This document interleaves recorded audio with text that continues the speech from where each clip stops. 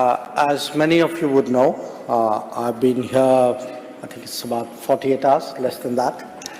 And it's really been a very good visit. I was very thankful yesterday to the Prime Minister that on what was even otherwise a particularly busy day for him. It was also Remembrance Sunday. It was naturally Diwali, and he was gracious enough, he and his wife, to receive us at 10 Downing Street, spent a lot of time, spoke to us about his expectations and hopes of our relationship. And that in itself, I think, speaks so much about how far our ties have come. Today was a different day, equally good, but I would say it changed as the day progressed. I again, really valued the fact that the new Foreign Secretary, who we were reminded we met exactly 8 years ago, on the first day of his job, even before he addressed his own ministry personnel, was good enough again to meet me and my colleagues, and it was, I think, extremely satisfying to again hear from him the commitment and support for the relationship, and we spent a lot of time talking about how to take it forward.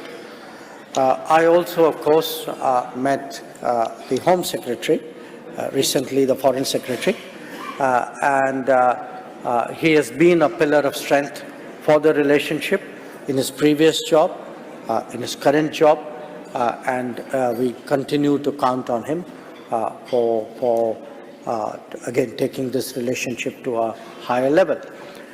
Among the other cabinet ministers I met was the Defence Secretary, Minister Grant Shapps, and in fact, early this morning, our Defence Minister Rajnath Singh ji had also spoken to him.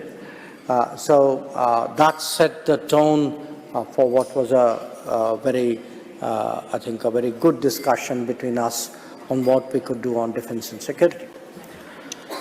Now, I mention these meetings to you, not just to tell you that I'm actually doing some work, but really to illustrate the point that we are today trying to reframe the relationship between India and the United Kingdom.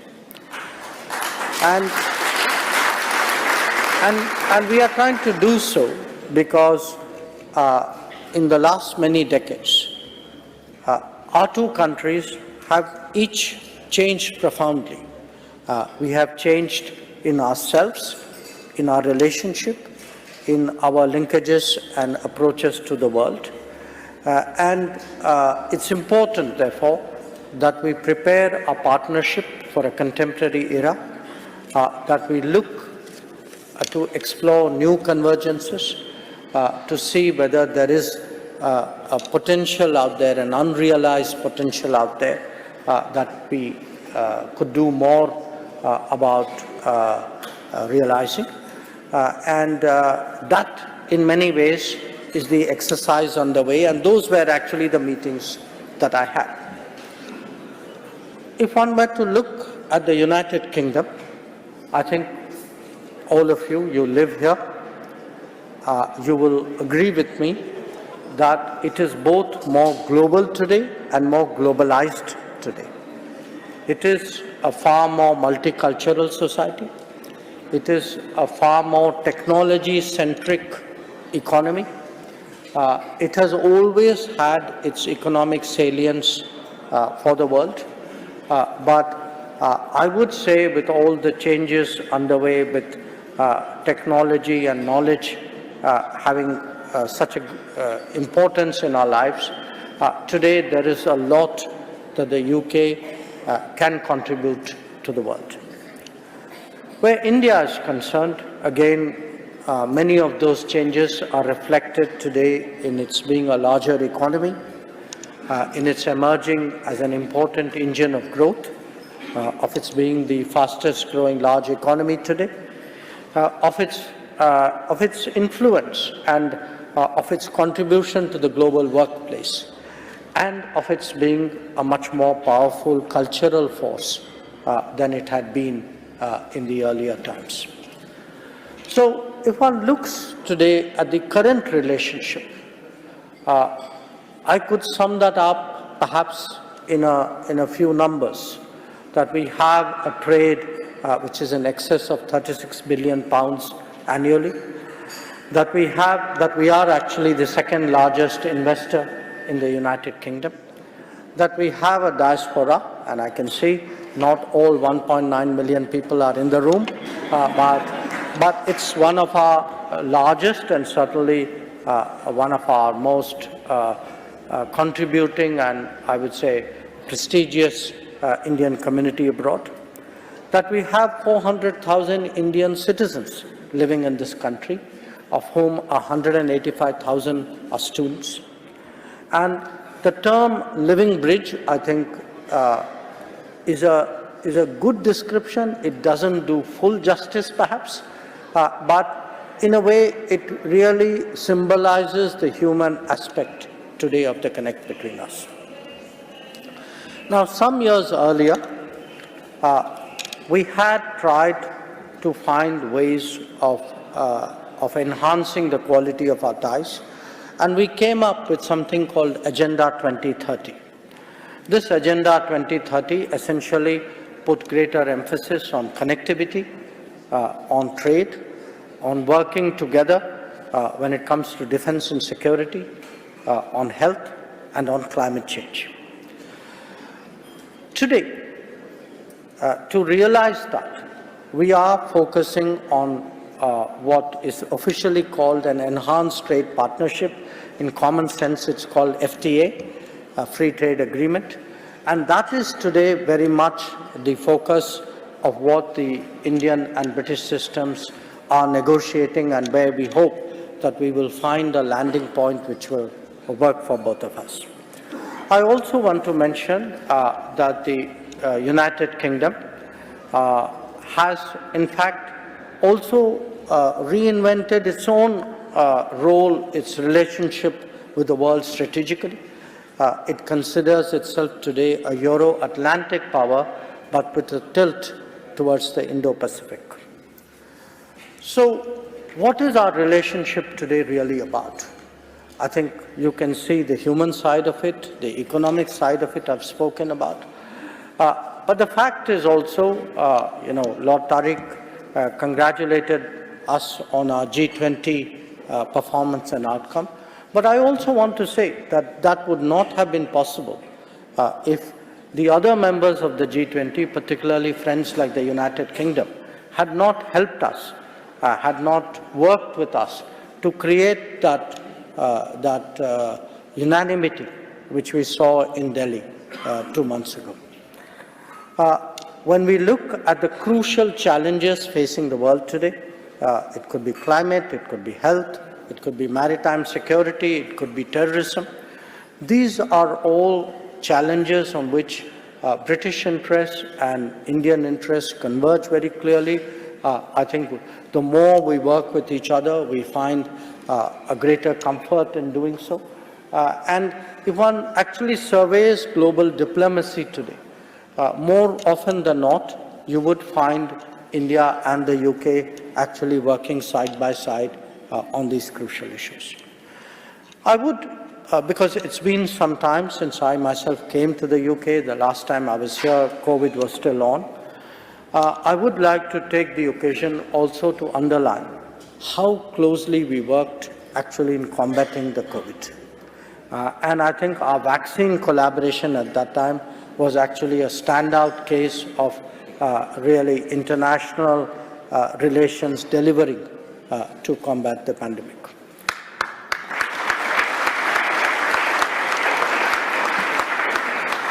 So how do we in India see the UK?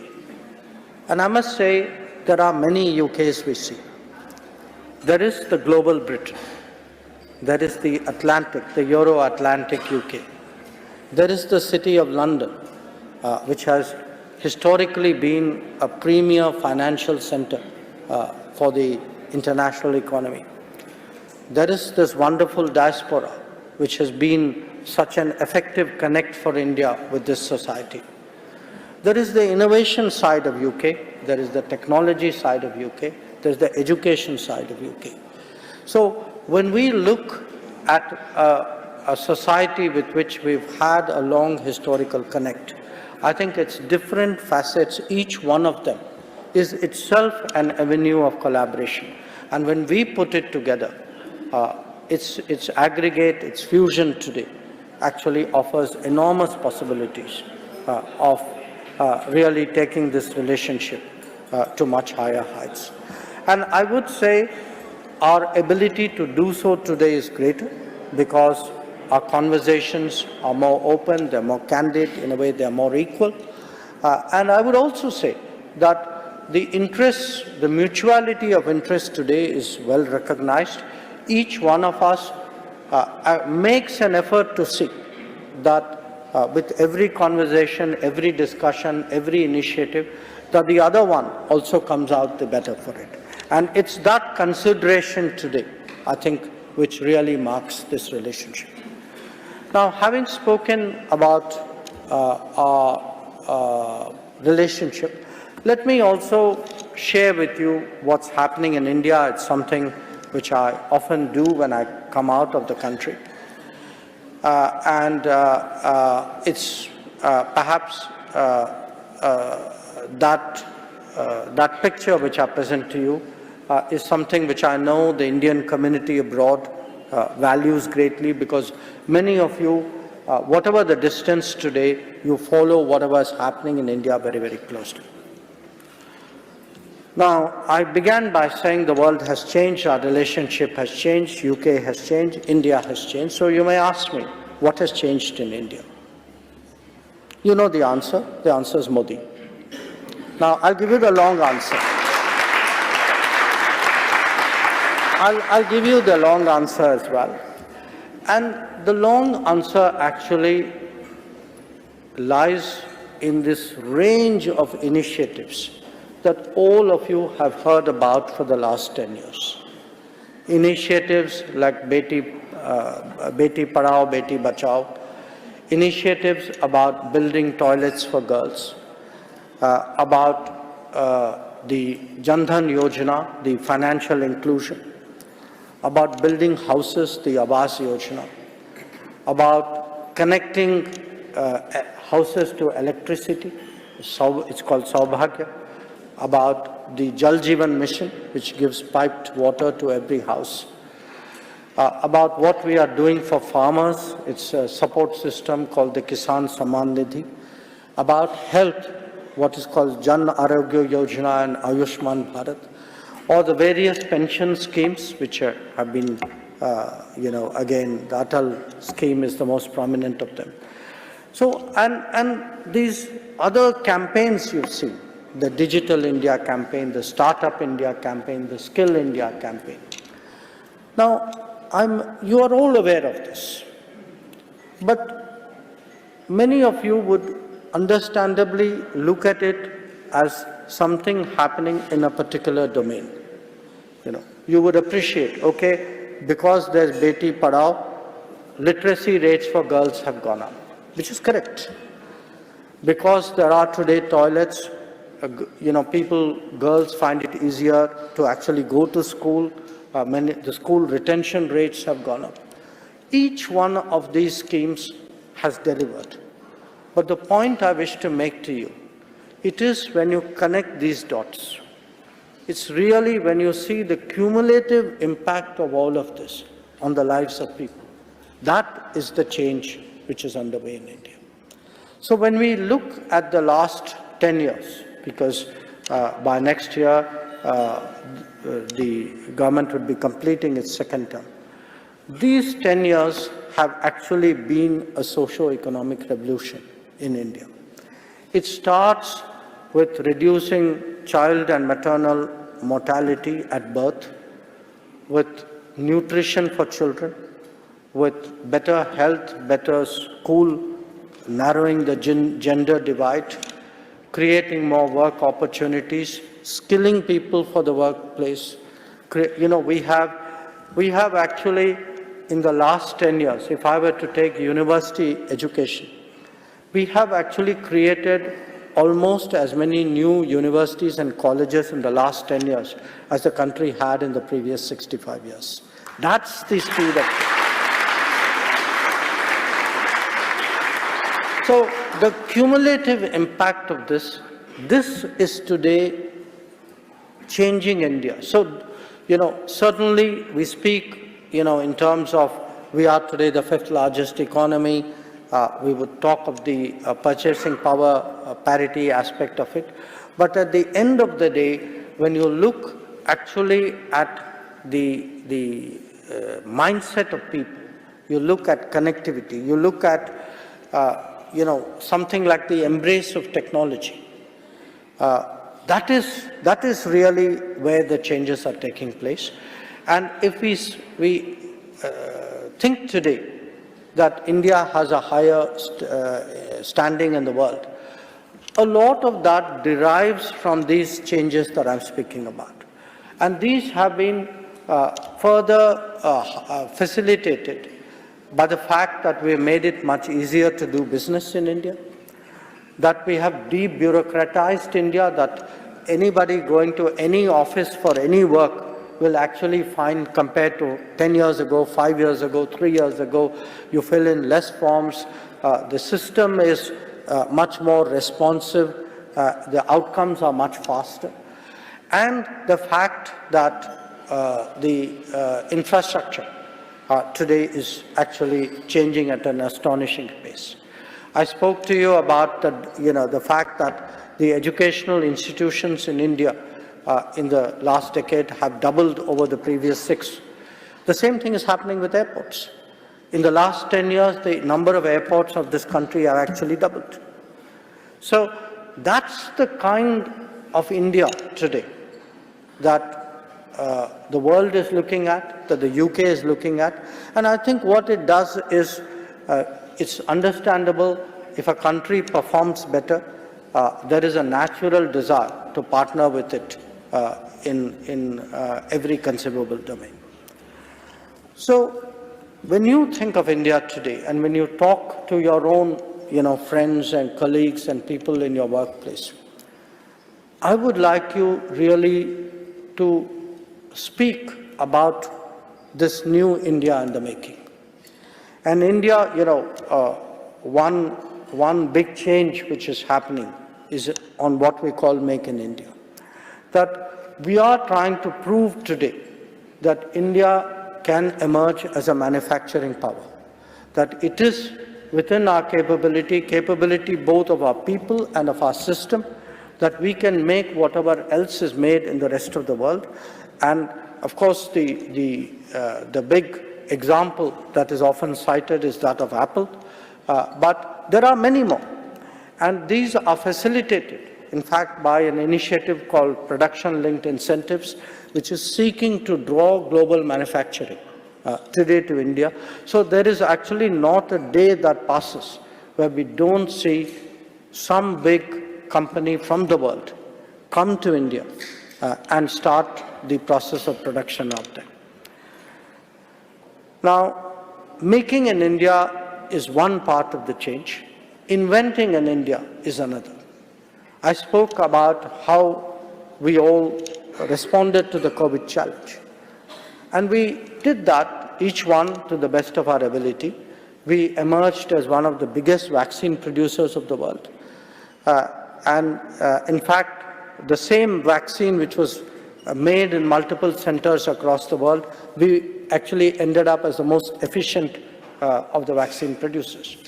But we made not just a vaccine, we also invented a vaccine. And whether it was the Covaxin which we did then, or the CoWIN platform, by which we actually in a very systematic way were able to do 2.5 billion vaccinations. Or if one looks today at a field like telecom, Today, the fastest 5G deployments which are taking place in the world are happening in India, and this is Indian 5G technology that is being done.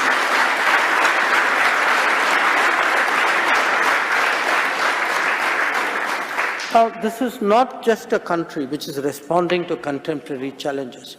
It is also a country which is dreaming big, which is thinking big, which is executing big. And I can't find you a better example of that than the Chandrayaan mission to the moon.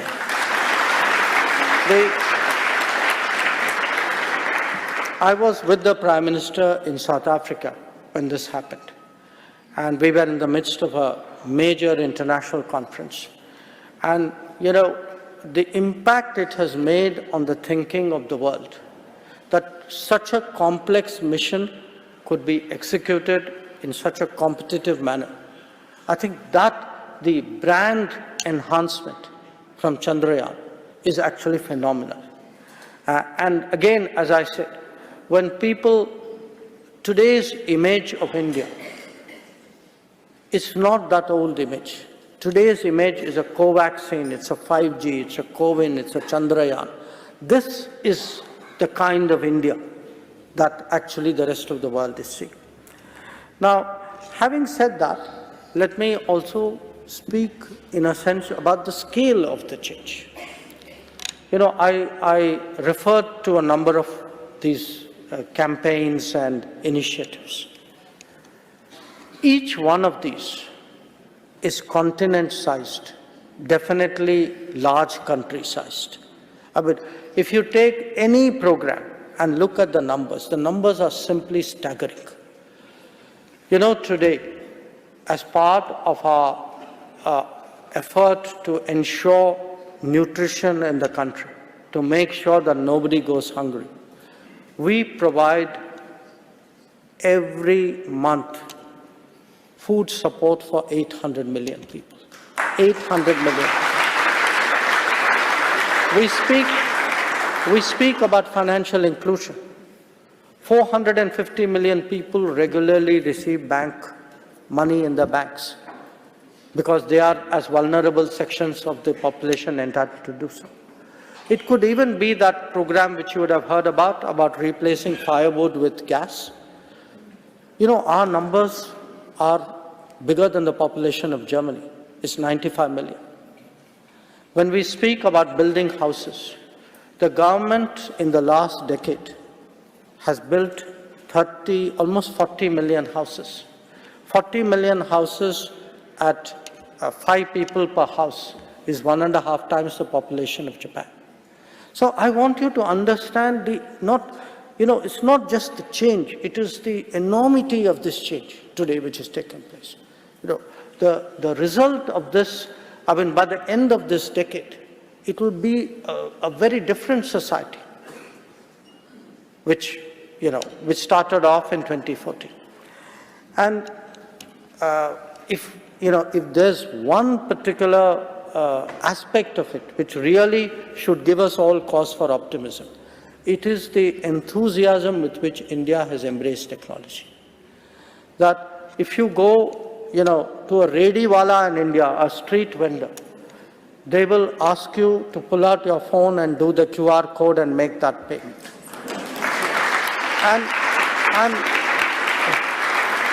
And trust me, this is not anecdotal. It's not because I did it and you did it and he did it or she did it. Last month, the number of cashless payments in India were 10.5 billion. Okay? Now, just so that you understand what that number means, the entire payment in the United States for the entire year was 3 billion. Okay? China entire year was 18 billion. Ours was 10.5 billion in a month.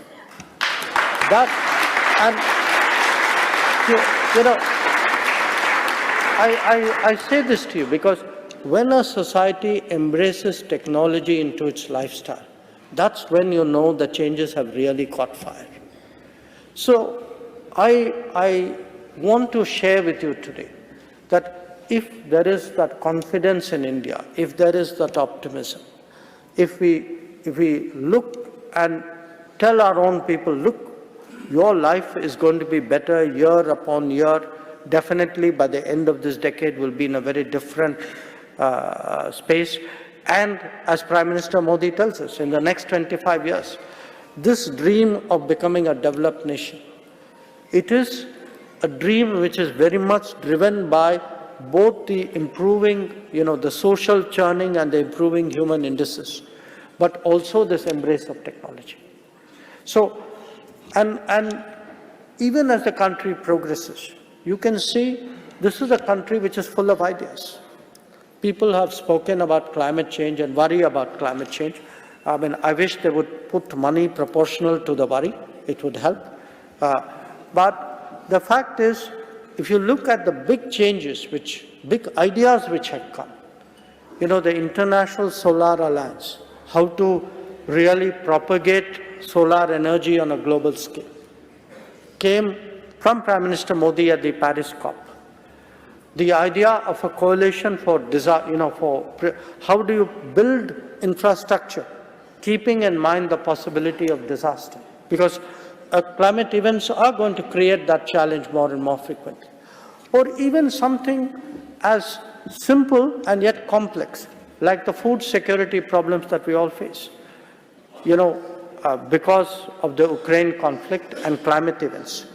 For the last few years, and there's a real worry about El Nino now, the world has struggled with shortages of wheat, of rice, and of inaccessibility and unaffordability of this. Now, the idea of shifting to millets, it's a very traditional idea, but it's a very novel idea. It's futuristic, partly because it is bringing back in our memory something which we all, it was there in the back of our minds. We have heard that our forefathers, perhaps even some of us who are older, have ourselves seen the consumption of millets. And millets are today greener, they are climate friendly, they are more nutritious. There's no reason why, and they can be grown by small farmers in arid climates. Now, there's no reason why actually reliance on millet should not grow. But what had actually happened is, because of a variety of reasons, millets were grown and consumed by small farmers as they produced them. So you didn't see millet products in the market. But I can tell you, as someone who flew in on Vistara, when you board Vistara, you will get a millet, there's a biscuit out there. Please look at the label. That's a millet biscuit you are eating. And, today, millet flakes, millet biscuits, the use of this, the moment we commercialize it, get value add onto it, you will see the market take off. We have already seen, noting that. So I mentioned this to you today because India is not just changing, India is not just improving its own situation. India is also today a source of ideas.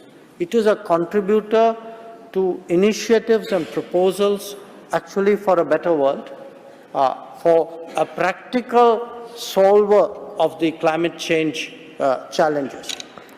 But India is also in many ways a contributor to a world in distress. That we have seen, we of course saw that during COVID, when to more than almost 100 countries, we supplied vaccines. Many of them were small countries who had no other hope of getting vaccines. But if you look today from East Africa to the Pacific, if there is a natural disaster, it's more likely than not that India is actually the first responder. And that is a big responsibility today that we are shouldering. And sometimes it may be even in a zone beyond. I mean, we were one of the early countries to mobilize and go into Turkey when there was an earthquake. So the picture that I present to you is actually of a country on the move, A lot of things, very, deep changes happening there. The benefits of that, now that we are coming to a decade of that change, becoming apparent with each passing day. And when we then ascend to the international platform, a lot that we do at home, we also do abroad. Again, I come back to the G20. Quite honestly, not everybody bet on our being successful.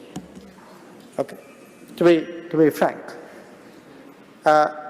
If we were, as I said, it was because every country in the room cooperated. And many of them understandably did so, because they realized that by doing so, they were actually reflecting the value of the relationship with India. Now, definitely the G20 in many ways saw us bridge the challenges of a very divided world. But if history remembers this G20 for a variety of reasons, prominent among them would be the fact that this was the G20 where, at India's instance, Africa got a seat on the table. And often when I go out, people ask me, saying, why did Prime Minister Modi, why was this so important? Because he personally made a push for this. To me, in many ways, our foreign policy is reflecting what is happening at home. At home, this policy of no one left behind, the idea that the most remote places of India get the benefits of development. And I myself, as a member of parliament from Gujarat, my development work is in what we call an aspirational district, a district where historically they have lagged behind in development, and today, thanks to the attention and the resources that they get, these districts are today catching up and sometimes even crossing those more developed.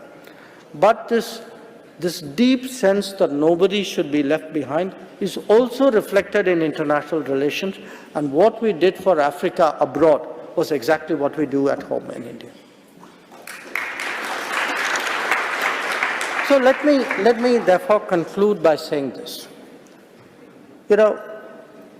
Clearly a closer relationship between India and UK will benefit both countries. It will benefit both countries. It's certainly something which the community, which is a living bridge, should welcome. But I want you to appreciate that there is a larger significance, there's a global significance for a stronger India-UK relationship. Today, one of the biggest problems the world faces is somehow the manner in which globalization unfolded in the last 30-odd years. It has led to a concentration of production in certain limited geographies. The India-UK relationship can actually contribute to making India and UK stronger factors in contemporary technology, in greater manufacturing, in science, in innovation, and in much more relevant ways today of modernizing the international economy. The India-UK relationship can actually also promote pluralism, democracy, respect for diversity in the world, because these are values and practices that we hold very dear in our own personal lives and in our collective lives at home. India and UK, today, we have a long history, and it's a very complex history. But I would say today, what we are trying to do is to make history a positive force. That the commonalities, the shared practices and institutions we have, the comfort that has come out of years of history, how do we make history work as a positive force? That too is a difference that we can make. and that too is something we are trying to demonstrate.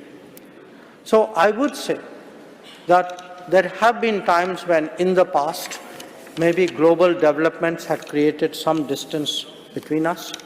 Today, when we look at the very complex, the range of international challenges that we face, today actually the currents of global politics do bring our two countries together. But most of all, I think where I see the relationship really flowering is the fact that we have a wonderful diaspora which acts as a source of energy, as a motivator. It's your expectations, your aspirations, your demands at times, which will make us do more. And I can assure you that, as we look today at this relationship, it has an enormous promise that I'm very confident would be realized. So once again, I thank you today for joining us all on this occasion. I will be here for a little bit more time, but I certainly hope that this visit in many ways will help to set our relationship not just on a firmer footing, but really open up new pathways for collaboration. Once again, thank you very much. Namaskar.